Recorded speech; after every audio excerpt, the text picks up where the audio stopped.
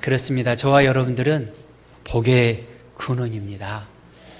이 복이라고 하는 것은 편안하고 만족함이 있고 기쁨이 있는 상태를 복받았다라고 말할 수 있을 것입니다. 성경에서 말씀하시는 복은 바로 이렇게 편안하고 만족하고 기쁨이 있는 상태, 그 상태일 뿐만이 아니라 하나님과 함께하는 상태, 하나님의 말씀을 순종하고 그 말씀대로 살아가는 그 상태를 복이다라고 말씀하십니다. 시편 1편에서 복 있는 사람은 악인의 꾀를 따라가지 아니하고 하나님의 말씀을 주야로 밤낮으로 묵상하는 자가 복이 있다라고 말씀하십니다. 그래서 하나님과 함께 하나님 안에서 아름다운 복된 관계를 가지고 있는 바로 그 상태를 성경에서는 복이다 말씀하십니다.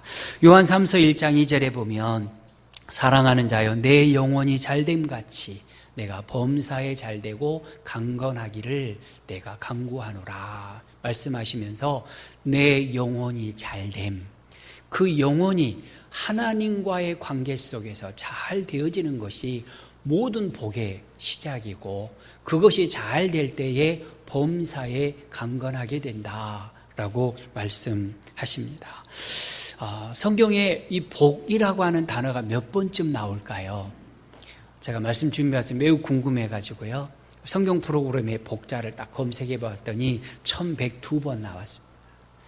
그러니까 성경의 곳곳에 창세기에도 요한계시록에도 곳곳에 하나님께서 복 주신다라는 말씀이 계속 반복되어 나타나고 있는데요. 창세기 1장 22절에 하나님이 그들에게 복을 주시며 이르시되 생육하고 번성하라 라고 말씀하십니다. 하나님께서 동물들을 지으신 다음에 그들에게 복을 주셨다. 아담을 창조하신 다음에도 복을 주셨다. 그리고 요한계시록 22절 말씀 제일 마지막 장 7절에 보면 보라 내가 속히 오리니 이 두루마리의 예언의 말씀을 지키는 자는 복이 있으리라. 그래서 창세기 1장에 복 주셨다라고 말씀하시고 그리고 마지막 요한계시록 22장에서도 복이 있으리라 라고 선포하시며 이 땅의 피조물로서 특별히 사람들이 하나님의 복을 누리며 살기를 원하고 바라십니다. 성경에 이렇게 복이 1102번이나 나오니까 혹자들은 이야기합니다. 기독교는 기복 종교다 라고 이야기를 하면서 비난하기도 합니다. 그런데 기복 종교가 아니라 원래 복의 종교가 우리 기독교입니다. 왜냐하면 하나님께서 아예 처음부터 복을 주시고 역사를 시작하셨기 때문에 그렇습니다. 하나님께서는 이미 복을 주셨는데 사람들은 그 복을 누리지 못하고 말았습니다. 하나님 앞에 범죄하여 하나님의 곁을 떠나버리고 말았기 때문에 그 복을 누릴 수 없는 자들이 되어버렸다는 것입니다. 그래서 복을 받으라. 네가 복의 근원이고 네가 복의 통로다 라고 성경에서 반복해서 말씀 주시고 있는 것입니다. 이 땅에 살아가는 사람치고 복 누리기 싫어하는 사람은 없을 것입니다. 그런데 자기가 원하고 바라고 계획했다고 해서 복이 내게 주어지는 것이 아니더라라는 것입니다. 복받기 원하고 잘 살기 원하고 행복하기를 원하지만 뜻대로 안 된다는 것이죠. 왜냐하면 복은 내가 만드는 것이 아니기 때문에 그렇습니다. 복은 내가 만들 수 있는 것도 아니고 다른 어떤 누군가 그 사람이 내게 줄 수 있는 것도 아니더라라는 것이죠. 복은 오직 하나님께서 우리에게 주셔야 그 복을 우리가 누리고 그 복 안에서 기뻐하고 즐거워할 수 있다는 것입니다. 아담에게 복을 주셨으나 불순종으로 복을 잃어버렸습니다. 노아에게 복을 주셨으나 또한 그 복을 놓쳐버리고 말았습니다. 그래서 하나님께서는 이제 아브라함 딱 한 사람을 지명하여 부르셨습니다. 그리고는 복을 주시기로 작정하셨습니다. 오늘 본문 14절 말씀 함께 봉독하겠습니다. 이르시되 내가 반드시 너에게 복주고 복주며 너를 번성하게 하고 번성하게 하리라 하셨더니 아멘. 이것을 자기 이름 넣어서 한번 읽어볼까요? 내가는 하나님께서 반드시 너에게 자기 이름 대서 한번 읽어보도록 하겠습니다. 하나님께서 반드시 장기주에게 복을 주고 복주며 기주를 번성하게 하고 번성하게 하리라. 아멘. 제 목소리밖에 안 들리는 것 같아서요. 저만 복 받으면 되지요. 다시 한번 읽어보겠습니다. 하나님께서 아무에게 시작. 하나님께서 반드시 기주에게 복주고 복주며 기주를 번성하게 하고 번성하게 하리라 하셨더니 아멘. 이 말씀을 믿고 고백하고 이 말씀을 늘 마음에 새기면 하나님께서는 복과 번성을 우리에게 허락하여 주신 줄 믿습니다. 이 말씀을 아브라함에게 1차로 주신 말씀인데요. 두 가지 복이지요. 복 주겠다, 번성하게 하겠다라는 말씀입니다. 그래서 이와 같은 복은 아브라함에게 주셨는데 그 아브라함에게 약속하신 그 복이 쭉 우리에게 이어져서 예수 그리스도 안에 있는 지금 저와 여러분들에게도 이 두 가지 복이 넘치게 채워질 줄로 믿습니다. 그러기 위해서 우리가 기억해야 될 것이 있습니다. 첫째는 하나님께서는 약속하신 것을 반드시 지키시는 분이시다 하는 것을 우리는 기억하며 살아야 합니다. 우리는 약속을 참 많이 합니다. 그런데 그 약속을 지키지 못하는 경우들이 참 많이 있지요. 그래서 이런 말이 있더라고요. 약속은 태산처럼 해놓고 실천은 두덕이 둔덕만큼 한다. 약속은 태산처럼 확실하게 흔들리지 않고 지킬 것처럼 그렇게 약속은 해두고 두더기가 땅을 이렇게 뒤져서 조금 솟아오른 것처럼 실천하고 그것도 밟으면 금방 꺼져버릴 만큼 그렇게 약속을 지키더라라는 것입니다. 사람들의 약속은 그래서 온전히 믿을 것은 못 된다. 그런데 하나님의 약속은 다릅니다. 하나님께서 하신 약속은 반드시 지키시고 또 지키십니다. 그래서 하나님의 약속은 언약이라는 특별한 용어를 사용합니다. 그래서 창세기부터 요한계시록까지 수많은 약속, 하나님의 언약이 기록되어져 있습니다. 그 언약은, 그 약속은 다 지켜졌습니다. 창세기에서부터 계시록에 이르기까지 약속된 것 중에 단 한 가지만 아직 때가 되지 않아서 이루어지지 않는 것, 예수님의 재림입니다. 예수님 다시 오시겠다고 약속하셨는데 그것만 아직 지켜지지 아니하였지 성경의 모든 약속들은 다 이루어졌습니다. 그래서 하나님이 오늘 본문에 복 주고 번성케 하시겠다라는 이 약속도 저와 여러분 한 사람 한 사람에게 그대로 이루어질 줄 믿습니다. 그뿐만이 아니라 기도의 응답도 역시 마찬가지입니다. 우리가 하나님 앞에 기도하면 하나님께서는 그 기도를 반드시 응답해 주십니다. 물론 응답하는 그 시기는 우리의 기대와 다를 수는 있습니다. 우리가 기도할 때는 하나님 그 일을 금년 안에 이루어 주십시오. 이달 안에 이루어 주십시오. 지금 당장 회복시켜 주시기 원합니다. 라고 기도합니다. 그런데 하나님의 응답하신 때는 내가 바라는 때하고 다르다라는 것이죠. 그러다 보니까 우리의 생각 속에 하나님은 내 기도는 들어 응답해 주시지 아니하신다. 하나님은 왜 내 기도를 못 들은 척 하실까? 라며 마음속에 답답함과 공고함을 토로하게도 되어집니다. 그런데 분명한 것은 하나님의 때에 하나님이 원하시는 방법으로 우리의 기도는 반드시 응답하십니다. 누가복음 1장에 보면 샤가라와 엘리사벳 부부가 등장을 합니다. 이들은 제사장의 가문에 태어나서 부부가 되어졌습니다. 누가복음 1장 6절에 보면 이들의 삶을 이렇게 표현합니다. 함께 봉독하겠습니다. 이 두 사람이 하나님 앞에 의인이니 주의 모든 계명과 규례대로 흠이 없이 행하더라. 아멘. 이들의 삶이 어떠했는지 흠이 없이 살았다. 그래서 의인이다라고 성경에서 하나님께서 인정해 주십니다. 그러니까 누가 봐도 이들에게 하나님의 복이 주어지는 것은 당연할 것입니다.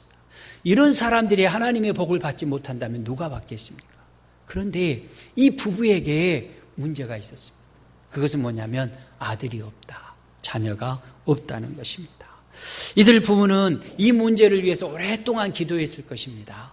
결혼해서 1년, 2년 지나도 아기가 없자 하나님 앞에 간절히 기도를 시작했을 것입니다. 젊어서부터 나이 들어 늙을 때까지 자녀를 달라고 하나님 앞에 간절히 열심히 그 누구보다도 기도를 했습니다. 그런데 아기가 없었습니다. 이럴 때는 꼭 사탄이 귀에다 대고 말을 하지요. 하나님이 너를 사랑하신다면 자식을 주셨을 텐데 자식을 주시지 않는 것 보니까 하나님 너를 사랑하지 않는 것 같다. 다가와서 귀에다 대고 속삭이. 또 하나님이 내 기도를 듣지 않으시고 거절하셨는데 그것은 너 기도만 거절한 것이 아니라 너 자신을 거절한 거야 라고 우리의 귀에 속삭이며 우리의 자존감을 땅에다 뚝 떨어뜨려 버리기도 합니다. 그런데 성도 여러분, 이렇게 속삭이는 사탄에게 속지 마시기 바랍니다. 하나님은 우리의 모든 것을 아십니다. 우리의 고통도, 우리의 아픔도, 우리의 기도의 제목도 우리가 기도를 하기도 전에 이미 다 알고 계십니다. 그렇기 때문에 우리 하나님은 우리가 기도하면 하나님의 때에 하나님의 방법으로 반드시 응답하십니다. 그러니 지금 당장 응답이 없다고 해서 실망하거나 낙심하거나 염려할 필요가 없다는 것입니다.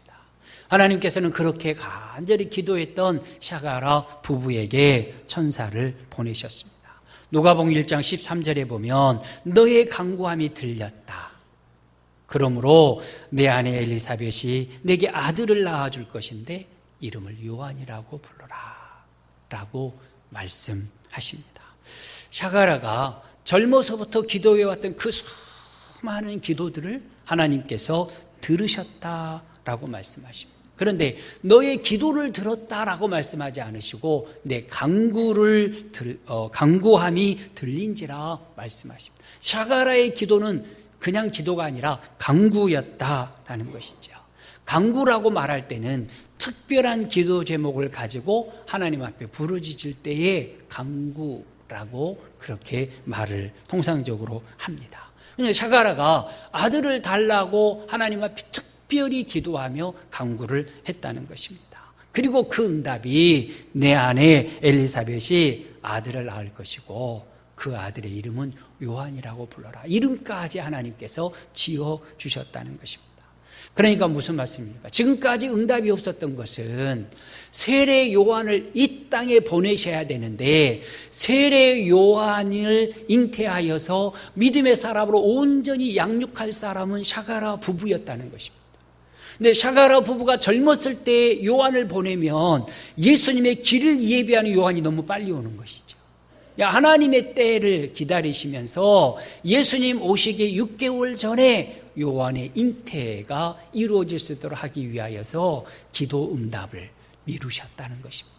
하나님의 때에 응답하기 위해서 미루셨다라는 것입니다. 그렇습니다. 저와 여러분들의 기도는 반드시 응답됩니다. 그 즉시 응답하시든지 요한처럼 하나님의 때까지 미루고 계시든지 아니면 더 좋은 것으로 바꾸어서 응답하시든지 반드시 응답하시는 분이 우리 하나님이십니다. 그러니까 지금 기도했는데 응답이 없다면 하나님께서 나를 통하여 특별한 목적을 이루기 위해서 응답을 미루고 계신다라는 사실을 확신하고 기도를 쉬지 마시기를 바랍니다. 지금 기도 응답이 없어서 기도하기를 포기하려고 하시는 분이 혹시 계신다면 포기하지 마십시오. 그러면 풍성한 복을 받아 누리게 될 것입니다. 약속하신 대로 반드시 응답하시는 분이 우리 하나님이시기 때문에 그렇습니다. 오늘 본문 속에서 하나님이 반드시 응답하시겠다고 약속하신 것이 무엇입니까? 복 주시고 번성하게 하시겠다라는 말씀입니다. 우리 14절 다시 한번 봉독하겠습니다. 이르시되 내가 반드시 너에게 복 주고 복 주며 번성하게 하고 번성하게 하리라 하셨더니 아멘. 이 말씀은 1차적으로 아브라함에게 주신 말씀입니다. 아브라함이 갈대아 우르에서 살았습니다.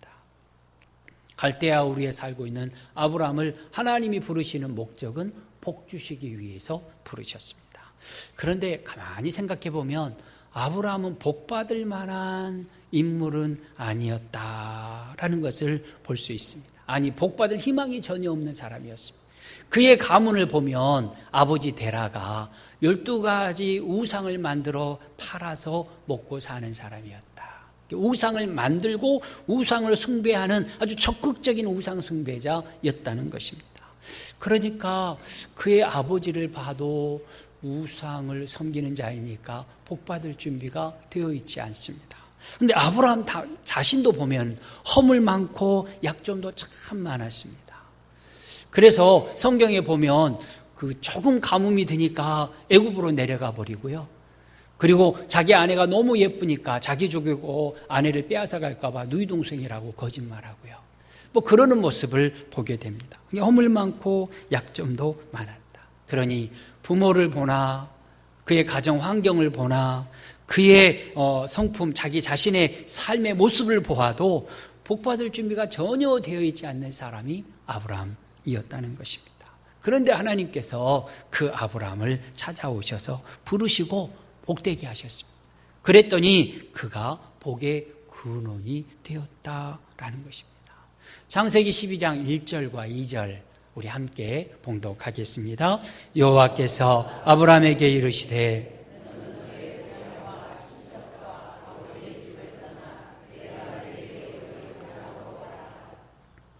내가 너로 큰 민족을 이루고 복을 주어 내 이름을 장대하게 하리니 복이 될지라. 아멘. 너는 복이 될지라. 그 말이 너는 복의 통로가 될지라. 또 더 쉬운 말로 하면 너는 복덩어리다 라는 말씀입니다. 복받을 준비가 되어 있지 않는 아브라함, 그 아브라함을 복되게 하나님께서 하셨습니다. 그러니 저와 여러분들에게도 하나님께서는 우리가 아브라함처럼 준비되지 못했고 성품을 보나 가정 환경을 보나 삶의 모습을 보아도 복받을 준비가 되어 있지 않다 할지라도 오늘 하나님 말씀하십니다. 너에게 복 주고 복 주어 너를 번성하게 하고 번성하게 하겠다라고 말씀하십니다. 이 말씀을 아멘으로 내게 주신 말씀으로 받을 때 우리는 복이 될 줄로 믿습니다. 그러면 아브라함에게 주신 이 약속이 어떻게 오늘 내게 주신 말씀이 될 수 있느냐? 아브라함은 이미 수천 년 전에 6천여 년 전에 살았던 아브라함에게 하나님이 약속하셨는데 복 주시기로 그 약속이 오늘 지금 2018년을 살아가는 오늘 내게 주신 말씀이 되어지느냐? 갈라디아서 3장 29절 보면 알 수 있습니다. 함께 봉독하겠습니다. 너희가 그리스도의 것이면 곧 아브라함의 자손이요 약속대로 유업을 이을 자니라. 아멘. 우리가 예수 그리스도를 믿으니까 그 믿는 믿음으로 인하여 아브라함의 자손이 되었다는 것입니다. 아브라함이 믿음의 조상 된 이유가 무엇이냐면 아브라함이 하나님을 믿었기 때문입니다.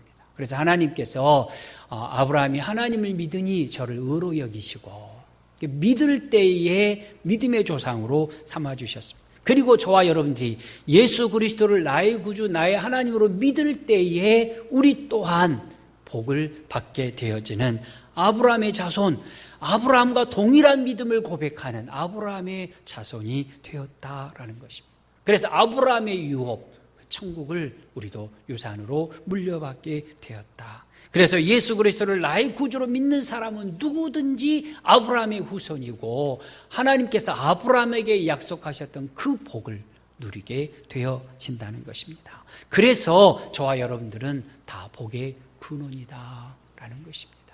한번 다시금 고백하겠습니다. 나는 복의 근원입니다. 네, 여러분들은 복의 근원이십니다. 그래서 여러분들을 통해서 여러분만 복을 받는 것이 아니라 여러분 주변에 있는 모든 사람들이 다 복을 받게 되어질 줄 믿습니다. 이스라엘에서 갑자기 아람 사람들이 전쟁을 일으켜서 포로로 잡혀갔던 어린 계집아이가 있었습니다. 그렇게 포로로 잡혀가서 종이 되어서 아람의 군대대장 나아만의 집에서 종살이를 하고 있었습니다. 그런데 이 종이 어느 날 보니까 나아만이 나병에 들려 있었습니다. 그래서 그 여주인에게 말을 했습니다. 그가 우리 고향의 선지자를 만나면 그 병을 고칠 수 있을 것인데 라고 이야기를 합니다. 그 말을 들은 나아만이 왕에게 허락을 받아서 이스라엘의 엘리사 선지자를 만나서 요단강에서 7번 몸을 씻고 깨끗함을 받았습니다. 나아만이 병을 고친 이유가 무엇입니까? 예수 그리스도, 아니 하나님의 자녀로서 하나님을 믿고 의지했던 그 계집종이 복이었다는 것입니다. 그리고 그 복을 종살이하는 그 집에 함께 나눴더니 나아만이 나병에서 노임받는 복을 누리게 됩니다. 요셉도 마찬가지입니다. 요셉도 형들에 의해서 팔려버렸습니다.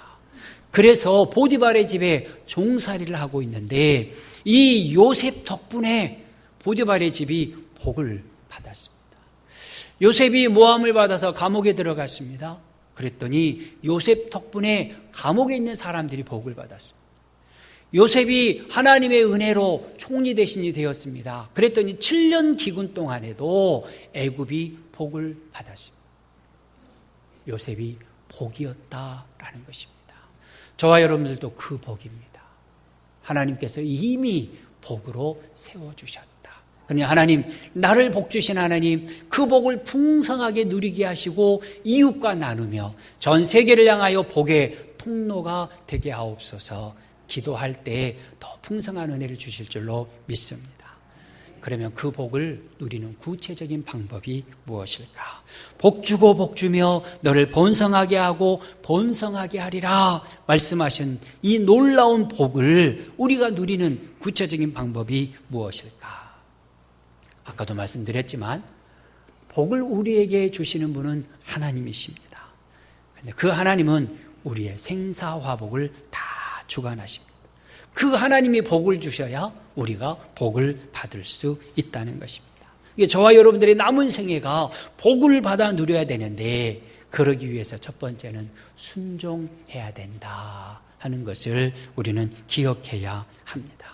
창세기 12장에서 하나님께서 아브라함에게 말씀하셨습니다. 네가 복이다, 복이 될 거다, 복의 통로다, 복덩어리다 라고 말씀하시면서 주신 것이 무엇이냐면 내가 너에게 보여줄 땅으로 가라. 너의 고향도 친척도 아버지 집도 다 버리고 내가 너에게 지시할 그 땅으로 가라 말씀하셨습니다. 순종하라. 그러면 복이 될지라 말씀하신 것입니다. 쉽게 말하면 하나님께서 가라 하면 가고 서라 하면 서고 그 자리를 떠나라 하면 떠나고 머물러라 하면 머물면서 하나님의 말씀에 순종하면 복을 주시겠다 말씀입니다. 아브라함은 그 말씀에 순종했습니다. 더 큰 순종이 있지요. 창세기 22장으로 넘어가면 하나님께서 아브라함에게 이삭을 번제로 하나님께 드려라 라고 명령합니다. 우리 함께 봉독하겠습니다. 여호와께서 이르시되 내 아들 내 사랑하는 독자 이삭을 데리고 모리아 땅으로 가서 내가 내게 일러준 한 산 거기서 그를 번제로 드리라. 아멘. 이 말씀은 순종하기가 너무너무 어려운 말씀입니다. 하나님 앞에서 25년을 기다려서 이삭을 낳았습니다. 그리고 하나님께서는 약속하시기를 그 이삭 그로 말미암아 하늘의 별과 같이 땅의 모래와 같이 내 자손을 주시겠다라고 약속하신 그 아들입니다. 그런데 그 아들을 번제로 하나님께 드려라. 죽여서 양처럼 죽여서 불태워 하나님 앞에 제물로 드리라는 것입니다. 순종하기 너무너무 어려운 명령입니다. 그런데 아브라함은 그대로 순종했습니다. 이해할 수 없었습니다. 그렇죠? 순종하고 나면 유익도 없습니다. 손해가 이만저만 아닙니다. 그럼에도 불구하고 아브라함은 하나님의 말씀에 순종했다. 그랬더니 하나님께서 그의 믿음을 인정해 주시고 믿음의 조상으로 세우시고 지금도 아브라함의 복을 우리가 받아 누릴 수 있도록 풍성한 하늘의 복을 누리게 된 것입니다. 그러므로 우리가 순종하는 것이 남은 생에 복받고 사는 비결이다라는 것입니다. 그리고 두 번째로는 오래 참아야 된다. 오래 참고 기다려야 된다라는 것입니다. 본문 15절에 보면 그가 이같이 오래 참아 약속을 받았느니라 라고 말씀하십니다. 아브라함은 하나님을 믿었기 때문에 기다렸습니다. 기다리면서 참았습니다.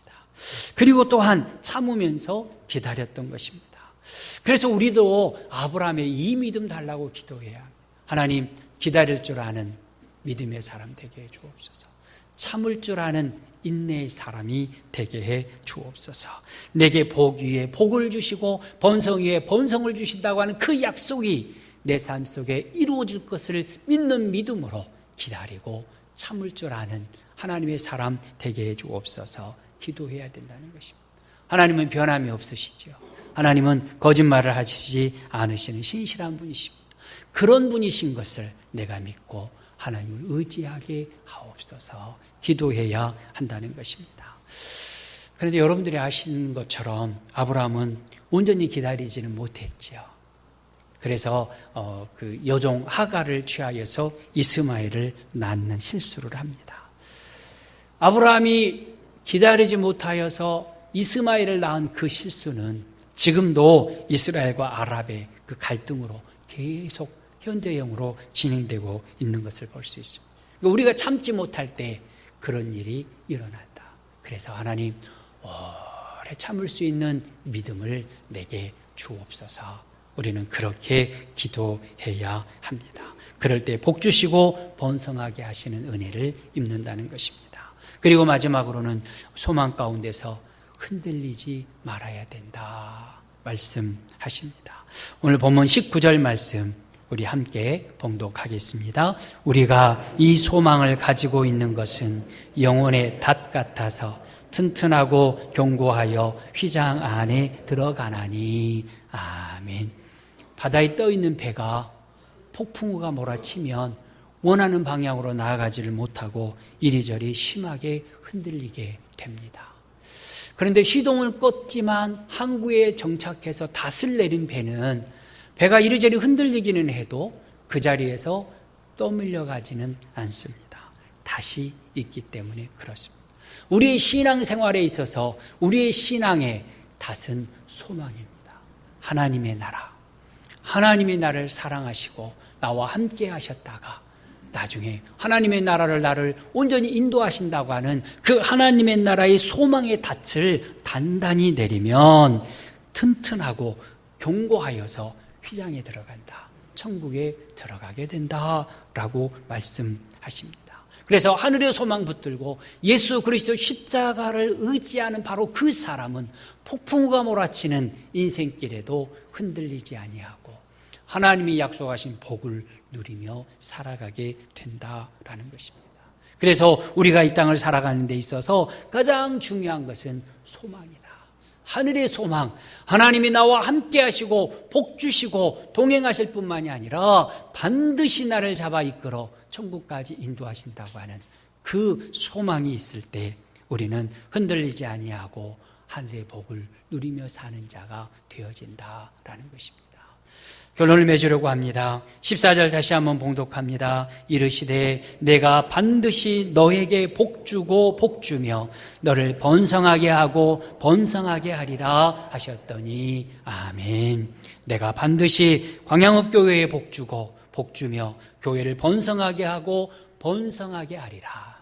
하나님께서 반드시 저와 여러분들을 복주시고 번성케 하실 줄 믿습니다.